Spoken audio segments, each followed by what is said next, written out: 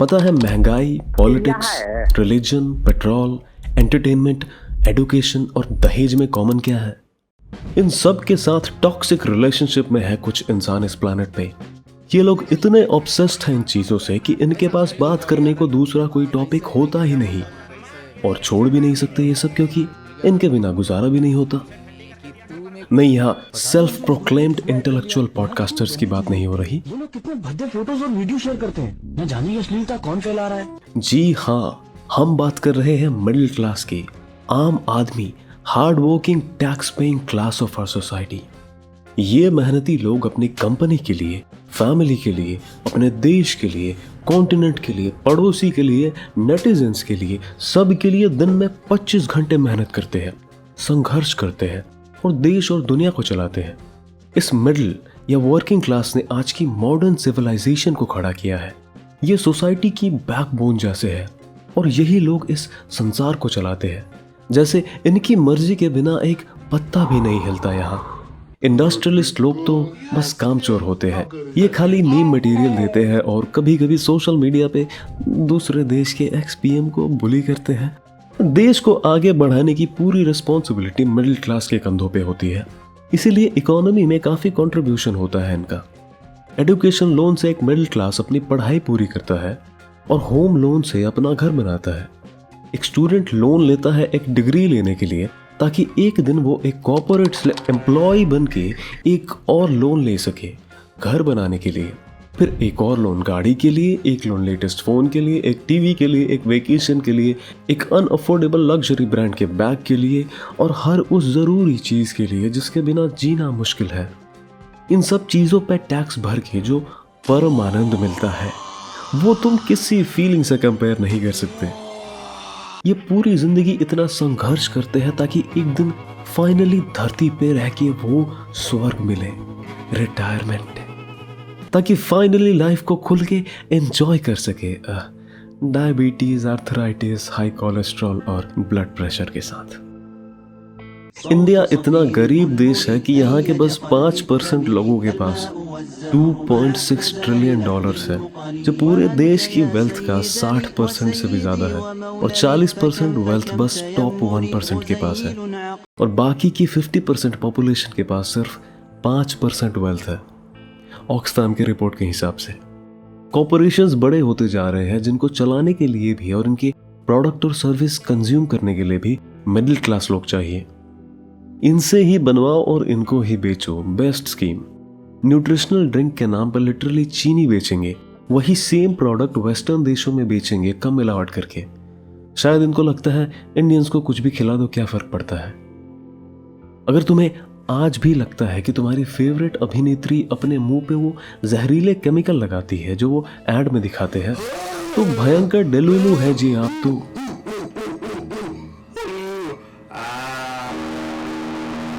छोटे बिजनेस बंद हो रहे हैं और कंपटीशन कम होता जा रहा है। अमीर और मिडिल क्लास गरीब होता जा रहा है। जीडीपी की ग्रोथ मिडिल क्लास की सैलरी में क्यों नहीं दिखती? और यहाँ तो काफी लोग टेक्निकली गरीब होते जा रहे हैं, क्योंकि उनका इंक्रीमेंट का रेट इन्फ्लेशन के रेट को मैच भी नहीं कर पा रहा। किसी भी रिसेशन या इकोनॉमिक क्राइसिस में सबसे पहले मिडिल क्लास की जॉब्स जाती है। मतलब जैसे पंचिंग बैग है ये लोग सोसाइटी के लिए, जैसे किसी गेम के एनपीसी हो जिनकी एग्जिस्टेंस का पर्पस है बस मेन कैरेक्टर को सपोर्ट करना। लेकिन फिर भी पता नहीं मिडिल क्लास होने में एक अलग ही घमंड है कि नहीं? अरे हमारा बच्चों तो प्राइवेट में पढ़ता है जी, क्या बताएं, बहुत खर्चा है। तो इन सबको तो पकड़ के मारना चाहिए, पकड़ जहां मिले पब्लिक, इनको पहले मारो इन लोगों को। ऐसे लोगों को, ऐसे लड़कियों को भी ना उल्टा लटका के मारना चाहिए, लड़कियों को और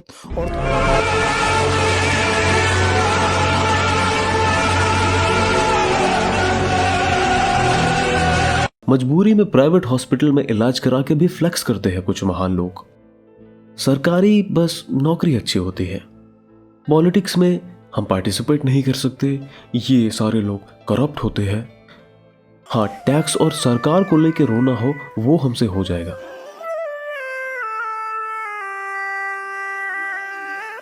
बेसिकली जीना मुश्किल होता जा रहा है, हालत खराब है, और इनको फटीचर बोल दो तो बोलेंगे don't underestimate the power of a common man. पापा पापा मुझे आईफिल टावर पे चढ़ के मोड़ना है।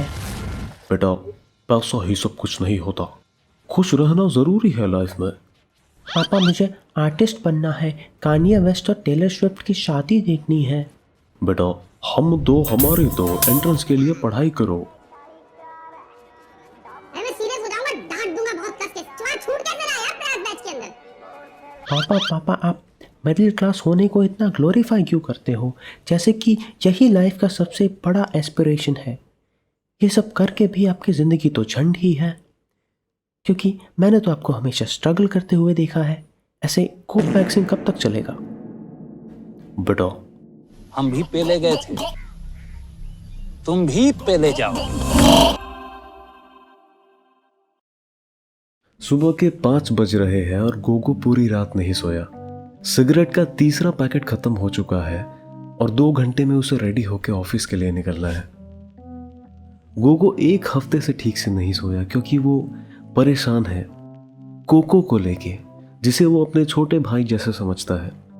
कोको से 3 साल से कम्पिटिटिव एग्जाम क्लियर नहीं हो रहा और इस साल वो रिजल्ट्स को लेके बहुत होपफुल था, लेकिन पेपर लीक होने की वजह से एग्जाम ही कैंसिल हो गया। वो गोगो को अपने मेंटोर, अपने बड़े भाई जैसे समझता है और उससे गाइडेंस लेने आया है। कोको कहता है कि उसे नहीं पता उसका क्या होगा लाइफ में अगर उसका एग्जाम नहीं क्लियर हुआ। वो स्ट्रेस की वजह से पहले से ज्यादा कौन देखता है और वो सिगरेट और अल्कोहल एडिक्ट भी बनता जा रहा है। उसे अपनी लाइफ मीनिंगलेस लगने लगी है। कोको को ऐसे देख नहीं सकता क्योंकि उसने कोको को अपने सामने बड़ा होते हुए देखा है, लेकिन गोगो सिर्फ कोको को लेकर परेशान नहीं है। उसे खुद नहीं पता कि उसे आगे करना क्या है। इस जनरेशन के अकॉर्डिंग वो एक लो टियर नॉर्मी है जो एकेडमिक्स और लुक्स दोनों में एवरेज है। उसका करियर अभी शुरू ही हुआ है और वो अभी से नफरत करता है अपनी जॉब से। वो कंफ्यूज्ड है और समझ नहीं पा रहा कि किस फील्ड में करियर बनाए। अलग अलग फील्ड्स में इंटर्नशिप और जॉब करने के बाद भी उसे समझ नहीं आ रहा वो कहाँ कंटिन्यू करे। उसके एजुकेशन लोन का रीपेमेंट अभी भी बाकी है। वो सोच रहा है कि कोको का एग्जाम क्लियर नहीं होने पे उसकी जिंदगी बेकार है। ये आइडिया, ये सोच उसे मिली कहाँ से? एक नॉर्मल जिंदगी, नॉर्मल करियर होता क्या है? ये सारे सवाल गोगो को परेशान कर रहे हैं क्योंकि बचपन से वो सब करता आया है जो उसकी फैमिली, टीचर, सीनियर्स और बेसिकली सोसाइटी कहती आई है। वो एक एवरेज स्कूल में पढ़ा, एवरेज कॉलेज में गया और उसने वो सब किया जो एक मिडिल क्लास बच्चा करता है, लेकिन फिर भी वो खुश नहीं था और वो मजबूरी में जॉब कर रहा है अपने लोन को रीपे करने के लिए। उसने अपनी सेविंग्स से एक छोटा फास्ट फूड का बिजनेस शुरू किया था दोस्तों के कहने पे, लेकिन वो चला नहीं क्योंकि वो कहते हैं कि गोगो पैशनेट नहीं था उसको लेके। उसे लग रहा है कि वो किसी दूसरे इंसान की जिंदगी जी रहा है जबरदस्ती। गोगो समझ नहीं पा रहा कि वो कोको को क्या बोले क्योंकि वो उसको मिसगाइड भी नहीं करना चाहता। उसको बचपन से बस यही बोला गया है, बेटा मन लगा के अच्छे से पढ़ाई करो, मार्क्स लेके आओ, अच्छी जॉब करो, यही एक रास्ता है लाइफ में सक्सेसफुल होने का। गोगो ऑफिस में डेली 12 घंटे बिताता है और बाकी टाइम बस नशा करता है। उसे भी अपनी लाइफ मीनिंगलेस लगने लगी है, लेकिन वो हमेशा से ऐसा नहीं था और एक टाइम पे वो एक एम्बिशियस बच्चा था जो जिंदगी को लेके बहुत एक्साइटेड था, जिसका पोटेंशियल अनलिमिटेड था। वो सोच रहा है कि ऐसा क्या हो गया कि एक यंग एम्बिशियस बच्चा एक नशेड़ी बनकर रह गया है। गोगो का दोस्त डोडो अपने घर आया है 1 महीने के लिए और गोगो और गीगी उससे मिलने आए हैं। तीनों बचपन के दोस्त हैं और उनका रीयूनियन 1 साल बाद हो रहा है। डोडो एक पॉप सिंगर बनना चाहता है और उसका एक छोटा सा म्यूजिक प्रोडक्शन स्टूडियो भी है। गोगो और गीगी को वो थोड़ा अनोइंग लगता है क्योंकि वो कहीं भी, कभी भी, किसी भी सिचुएशन में खुद का गाना बना के गाने लगता है। गीगी एक रेप्यूटेड एमएनसी में काम करती है। वो कहती है कि उसका मैनेजर उससे दिन रात काम कराता है, लेकिन फिर भी वो खुश है क्योंकि उसे अपनी जॉब बहुत पसंद है। वो डोडो को कहती है, तेरा सही है यार, 24 घंटे गाना बजाना करता है, कोई स्ट्रेस नहीं है लाइफ में। गोगो भी धीरे धीरे अपना दुख बांटना शुरू कर देता है। कोई मांगे वैलिडेशन, कोई है नशे के पीछे, सब छुपा रही है अपना पेन। कॉम्प्लिकेटेड कर दिया है सीधी सादी जिंदगी को, फालतू का करते ब्रेन ड्रेन। डूडो का मुंह बंद कराने के बाद तीनों दोस्त नॉस्टैल्जिया में डूब के बचपन के दिन याद करने लगते हैं। डूडो हमेशा से थोड़ा अलग था, उसको उसके सीनियर्स बुली करते थे तो वो जानबूझ के और बुली होता था। वो उस एक्सपीरियंस को एक्चुअली एंजॉय करता था और अपने गानों के थ्रू शेयर करता था। गीगी हमेशा से एक टॉपर रही है, उसके आज तक कभी 90% से नीचे मार्क्स नहीं आए। गोगो एक इंट्रोवर्ट बच्चा था जिसको पेंटिंग बनाना बहुत पसंद था, लेकिन उसकी फैमिली से कभी सपोर्ट नहीं मिला और उल्टा उसका मजाक बनाया गया इसके लिए। गीगी को अपने फीड में एक पोस्ट दिखता है बनारस के एक एम्प्लॉय को लेके, जिसने खुद को आग लगा ली क्योंकि उसको जॉब से फायर कर दिया गया नेग्लिजेंस की वजह से। वो कहती है कि इससे अच्छा वो बैंक किसी एआई एजेंट से काम करा लेता, इंसानों को मशीन समझ के रखा है क्या इन लोगों ने। डोडो कहता है कि यूबीआई इम्प्लीमेंट हो जाना चाहिए क्योंकि ऐसे भी एक टाइम के बाद एआई और ऑटोमेशन लोगों की जॉब्स खाने वाले हैं। यूबीआई मतलब यूनिवर्सल बेसिक इनकम। ये एक कॉन्सेप्ट है जो कहता है कि हर इंसान को एक बेसिक मिनिमम इनकम मिलना चाहिए गवर्नमेंट से। गोगो घर वापस जाते हुए एक और सिमिलर केस पे न्यूज़ देखता है सोशल मीडिया पे। एक गवर्नमेंट एम्प्लॉय अपने 4 कलीग्स को चाकू मार देता है क्योंकि उसका लीव अप्रूव नहीं हुआ। गोगो को समझ नहीं आ रहा वो आगे क्या करेगा। वो अपने करियर, फैमिली और कोको के स्ट्रेस के साथ सो जाता है। साल 2090 गोगो एक समिट अटेंड करने आया है international council for earth restoration and humanity में, जिसका वो प्रेसिडेंट है। कुछ इंडियन इंडस्ट्रियलिस्ट्स ज़रूरत से ज़्यादा बोलने लगे हैं और वार्निंग्स के बाद भी अपनी toxic work place policies change नहीं कर रहे। ऊपर से वो यूबीआई को भी ग्लोबली बंद कराना चाहते हैं और एजुकेशन लोन्स पे से 95% सब्सिडी हटाना चाहते हैं। दुनिया भर के एम्प्लॉय एसोसिएशन से कंप्लेंट्स आ रहे हैं। गोगो उनके बिहाफ पे उनसे आए कंप्लेंट्स और रिप्लाईज इंडस्ट्रियलिस्ट्स के सामने पढ़ने वाला है। एक कंपनी के फाउंडर ने बोला है, how long can you stare at your wife? As long as we want to. तुम्हारी शक्ल जियान के बहन जैसी है तो इसमें हमारी क्या गलती? I regret I am not able to make you work on Sundays. हम भी दिन में 25 घंटे काम कर सकते हैं, लेकिन उसका कंपनसेशन कौन देगा? हमारी करोड़ों की सैलरी होती तो हमारे पास भी मुंह से हगने का परमिट होता। एक और इंडस्ट्रियलिस्ट ने बोला है, I don't believe in work life balance. 90 घंटे काम करना चाहिए यंगस्टर्स को। तुम लोगों की तरह हर कोई रोबोट बन के काम करके मर जाने के लिए नहीं आया इस प्लैनेट पे। तुम्हारी कंपनी के एम्प्लॉयज़ कहते हैं कि सैलरी बढ़ाने की बात पे तुम लोगों के कानों में बवासीर हो जाता है। ये तो प्लेन एक्सप्लॉइटेशन है। एक जगह 12 घंटे बैठ के अपनी हेल्थ बर्बाद करें, हम अपनी लाइफ बर्बाद करते हैं तुम लोगों को और अमीर बनाने के लिए, ताकि इनकम इनइक्वालिटी और बढ़ती जाए और जीना मुश्किल होता जाए हमारे लिए। एआई एजेंट्स आने के बाद से अब तो 80% जॉब्स बची ही नहीं मार्केट में, और जो है वो भी ख़त्म होती जा रही है। किस डायरेक्शन में जा रहे हैं हम? क्या है हमारा फ्यूचर? ना जॉब सिक्योरिटी है, ना हेल्थ ठीक है, और एक्सपेक्ट करते हो कि हम 90 घंटे काम करें। एक फिनेंस इन्फ्लुएंसर सीट से उठ के कहता है, तुम लोगों के साथ यही होना चाहिए क्योंकि तुम लोग लेजी हो। तुम्हारा बस एक ही प्रिंसिपल होता है लाइफ में, काम करो, ज्ञान पी लो रात भर। गोगो को एक न्यूज़ आती है कि एक बड़ी ऑर्गेनाइजेशन ने अपने 98% एम्प्लॉयज़ को फायर कर दिया और एआई एजेंट्स इंप्लीमेंट कर रही है। ये सुन के कॉन्फ्रेंस हॉल में लोग तोड़ फोड़ करने लगते हैं और स्टेज की तरफ बढ़ने लगते हैं। एक आदमी गोगो के ऊपर गर्म कॉफ़ी फेंकने आता है और तभी उसका फ़ोन रिंग होने लगता है। कोको के कॉल से उसकी नींद खुल जाती है।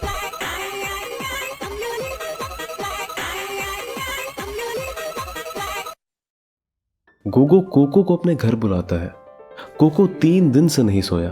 गोगो उसको कहता है कि भाई, मैं नहीं चाहता तू इतने नेगेटिविटी में जिए और खुद को बर्बाद कर ले, लेकिन मुझे खुद नहीं पता क्या बोलूं क्या करूं। मैं अपने एक्सपीरियंस और समझदारी के बेसिस पे तुझे समझा तो दूंगा, लेकिन मैं चाहता हूं तू खुद फिगर आउट कर आगे करना क्या है। इनफैक्ट किसी की भी मत सुनना अभी तो। मुझे लगता है हमारी कंडीशनिंग हुई है बचपन से, बेटा लाइफ में सक्सेस चाहिए तो पढ़ाई लिखाई करो, अच्छे मार्क्स लाओ, लोन लेके एक अच्छी यूनिवर्सिटी में जाओ और फिर एक अच्छी जॉब ले लो। वही करते करते रिटायरमेंट के लिए सेव करो और एक दिन फाइनली लाइफ एंजॉय करो। यही है ना एक आइडियल लाइफ। जो लोग इस सिस्टम या कंडीशनिंग को फॉलो कर लेते हैं उनको सोसाइटी सक्सेसफुल बोलती है, लेकिन जो नहीं कर पाते ये सब वो कहा जाए। क्या करें, उनके लिए कोई जगह नहीं सोसाइटी में। अगर कोई रट्टा मार के पेपर पे उल्टी करके नहीं ला सकता अच्छे मार्क्स, नहीं कर सकता एक रेगुलर जॉब, तो क्या वो फेलियर है? और जबरदस्ती वो खुद को पुश करता भी है तो क्या मिलेगा उससे? प्रॉपर्टी के रेट्स बढ़ते जा रहे हैं, आज का यूथ चाह के भी कुछ नहीं खरीद सकता इतनी लो सैलरी में। रेंट, इलेक्ट्रिसिटी, इंटरनेट सब कुछ महंगा होते जा रहा है। जहां लगता है सांस लेने पे टैक्स लग सकता है कभी भी, वहां कोई एवरेज होके एक कंफर्टेबल जिंदगी कैसे जिएगा? नेताओं और सरकार को गाली देते रहोगे, पेट्रोल और राशन के प्राइस को लेके रोते रहोगे, पूरी जिंदगी इसी रेस में फंसे रहोगे क्या? सबसे बड़ी प्रॉब्लम है दूसरों पे डिपेंड होना। जिस सोसाइटी में इंडिपेंडेंट वर्कर्स कम होते जाएंगे वहां सेल्फ रिलायंस भी खत्म होगा, डिसीजन मेकिंग पावर कम होगी। आज के टाइम पे एम्प्लॉयज बस कॉर्पोरेट मशीन्स का पार्ट बन के रह गए हैं, जिनको बस एक रेपेटिटिव काम दे दिया जाता है करने को।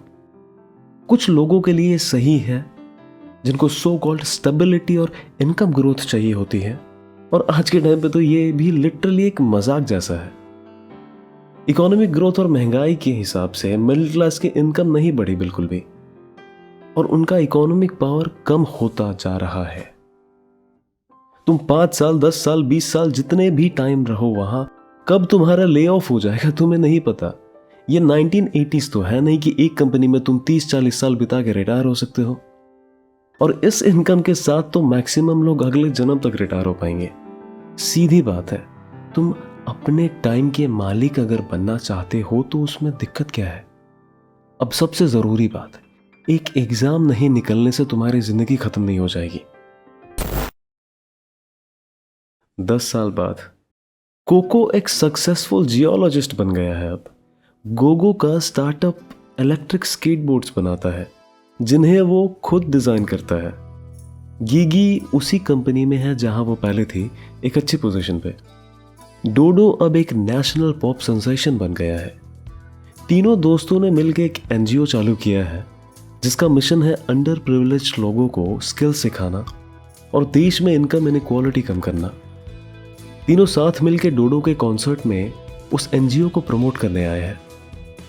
है छोटा सा सफर, तुम इसमें सड़ जाओगे, घर बना के जो बचा मजे में वो जियो।